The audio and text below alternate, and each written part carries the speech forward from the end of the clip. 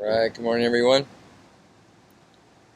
So today we are in 2 Corinthians chapter 10, verses 1 through 6. And this may be a familiar passage with some, or a memory verse. It talks about the weapons of our warfare.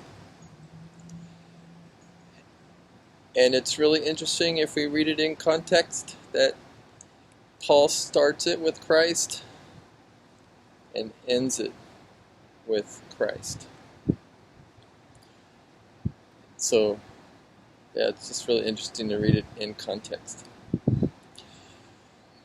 So verse 1, Now I, Paul, myself, am pleading with you by the meekness and gentleness of Christ, who in present I am lowly among you, but being absent am bold toward you.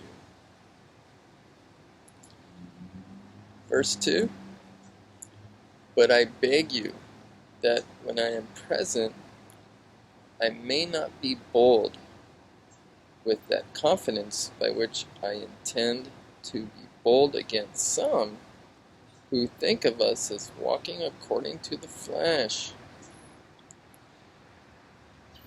So we see here in verse 2 that Paul always wanted to be gentle with his people,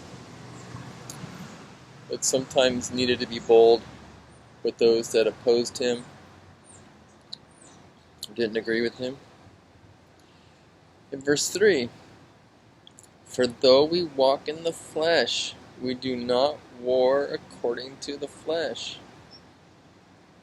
For the weapons of our warfare are not carnal, but mighty in God for the pulling down of strongholds, casting down arguments and every high thing that exalts itself against the knowledge of God.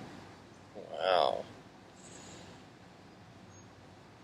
Bringing every thought into captivity to the obedience of Christ. Wow. So we bring every thought into the obedience of Christ. Paul started it with Christ and he's ending it with Christ. In verse 6, and being ready to punish all disobedience when your obedience is fulfilled. Wow. So a few notes of encouragement. One, Paul starts and ends this passage with the focus on Christ. Wow, Christ crucified for us, right?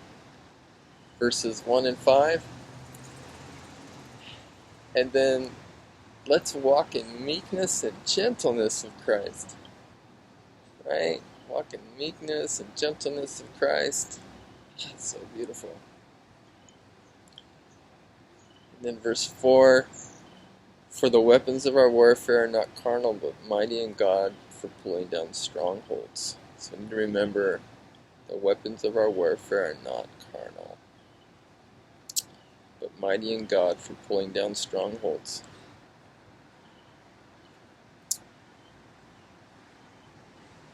And verse 5, casting down arguments and every high thing that exalts itself against the knowledge of God, bringing every thought into captivity to the obedience of Christ. Wow. So, final note of encouragement, everyone. This reminds me of 2 Peter 1:3. His divine power has granted us all things that pertain to life and godliness. All things that pertain to life and godliness, through the knowledge of Him who called us to His own glory and excellence. Yeah, y'all be encouraged today. We are in Christ, walk in Christ, walk in meekness and gentleness of Christ. Yeah, God bless you all today.